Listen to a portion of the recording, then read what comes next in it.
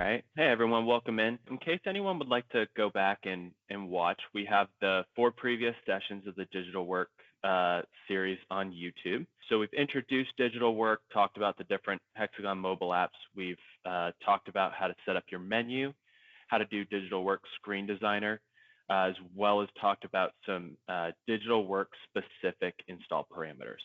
Today, what I want to go ahead and dive into is dynamic checklists. So I know this is not a digital work specific topic, but I find it extremely useful to use in digital work as well as mobile offline. So we'll go ahead and cover that. We will go ahead, just talk a little bit about dynamic checklists as an overview. We'll dive into a demo. We'll talk about how to configure it in the desktop, and then we will take a look at it within digital work. And then we will preview our final session of HxGN Hacks. So dynamic checklists. So this is a feature that was introduced by HxGN in November of 2023 in the 12.1 release.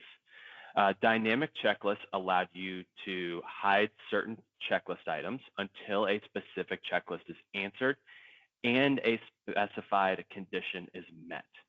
So what this is going to allow is it's going to allow you having checklist items hidden until a certain checklist item is answered. So when your maintenance techs, operators, whoever's going in to fill this out, is not only one going to reduce the amount of checklist items they are seeing at one time, but is also allowing you to consolidate some of the task plans that you have. So before the 12.1 release, say you had a task plan checklist that had 30 items, but maybe only 15 of those are required. Maybe you have some of those that are dependent on specific conditions being met in previous checklist items. This is where dynamic checklist is going to come in handy. It's going to allow you to clean a lot of your task plans up. Just as a notice and a heads up before we kind of dive into the configuration, it could be a little confusing the first time taking a look at this. One thing I just want to make note of it is we'll go through it. I'll try to go slow. I'll try to cover everything for the configuration that you would need. Then I'll dive into digital work. I'll cover what it exactly looks like. And then feel free to go back onto the YouTube video and take a look at the configuration whenever you need it. I'll try to cover all the steps you would need. And then you can go line by line and look exactly how we have this set up. So I'm going to go ahead and switch my screen, and we'll dive into some of this configuration. So I have my task plan here. If you're wondering how to get to this, it's work order planning usually, and then it's under this work order planning menu, task plans. So I'm going to be focusing here on this engine task plan. You don't need to do anything specific with your dynamic checklist. Just make sure you have your active checklist box checked. That's when you know you can actually have it filled out on a work order. I'm going to go ahead into the checklist tab. Once again, you don't necessarily need to do anything here specifically related to dynamic checklists. But what this checklist tab is going to represent is you're going to want all of your possible checklist items you could have represented on this tab. So just to cover this first one, for example, this first one, we are going to be asking a question. Is this for the weekly, monthly, or annual PM? This is going to be our first trigger checklist item, is what's called. Based off of the answer that I give on this checklist item, it will determine what checklist items will appear on my checklist when I'm filling it out on the work order.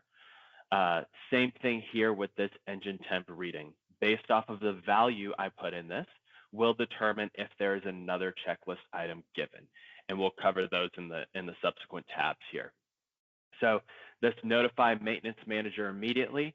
This will appear if a certain engine temp is met. Check oil level, tack reading, replace upper gaskets, replace all gaskets. These checklist items will appear based off of the answer I give for this weekly, monthly, or annual PM. So as you can see with these findings here, I can either put it as annual, monthly, or weekly. Based off of that answer will be the checklist items that appear.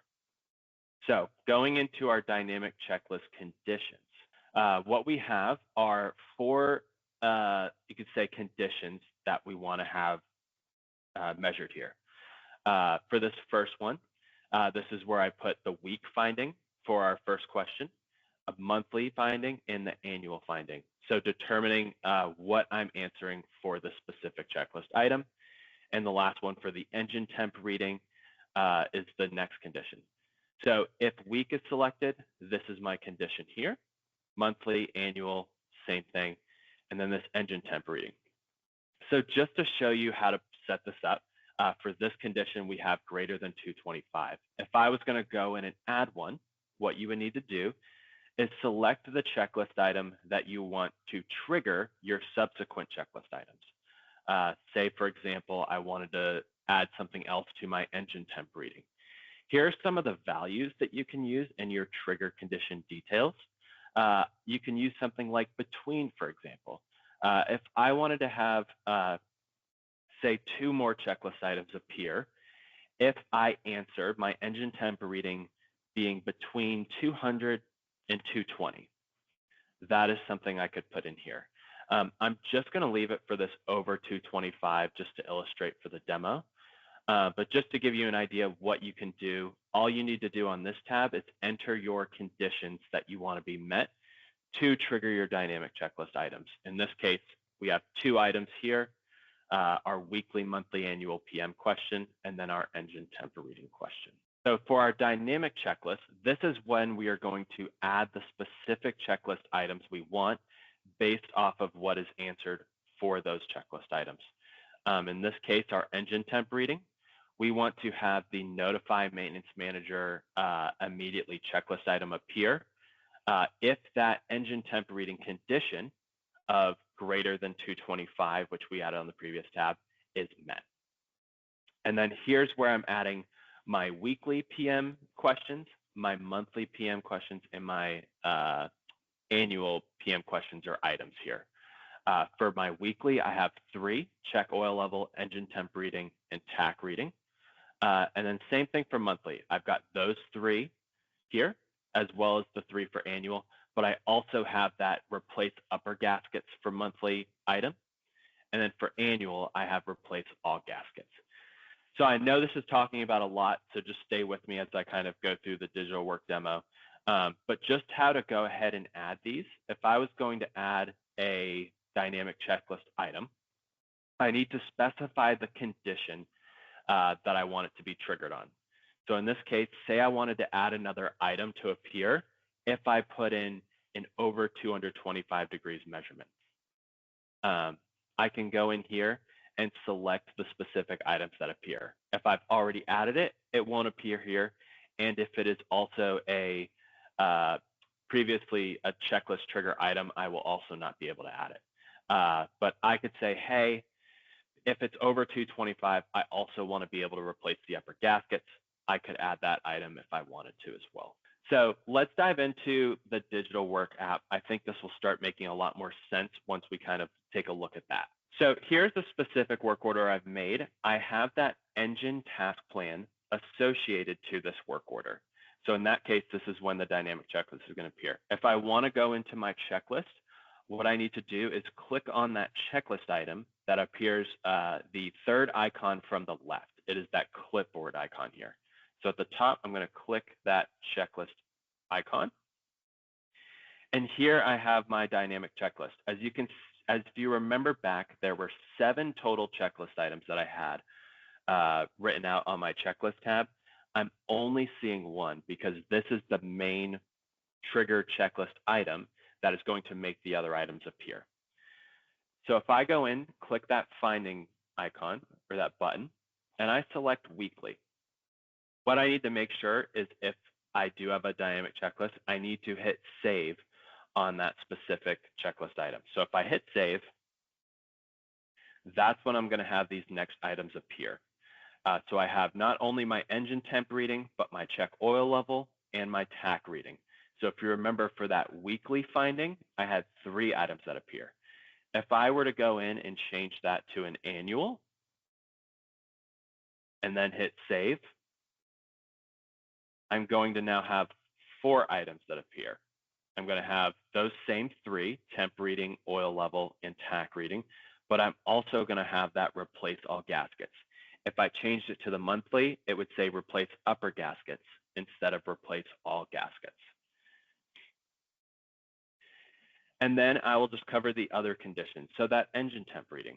Say, for example, I put in a reading of 220 and I hit save.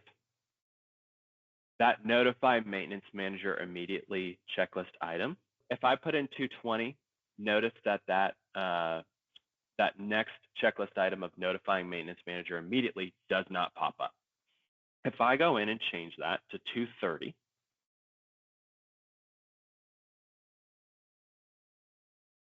that checklist item now appears, notify maintenance manager immediately. I could mark that as completed if I want, and I could hit save. Just one thing to note. So we saw all these items appear. These items show and are hidden based off of the specific conditions we've listed in the desktop for the dynamic checklist. If I were to go in and say, I'm going to clear that finding, and I hit save, all of my items now disappear. If I were to then go in and say I then click in my annually, those readings are going to be saved. So note that if you do change the condition or answer to that dynamic checklist trigger, it doesn't erase the measurements or the answers that you've put in previously. It is just going to hide those checklist items, and then it will reappear based off of that selection you make.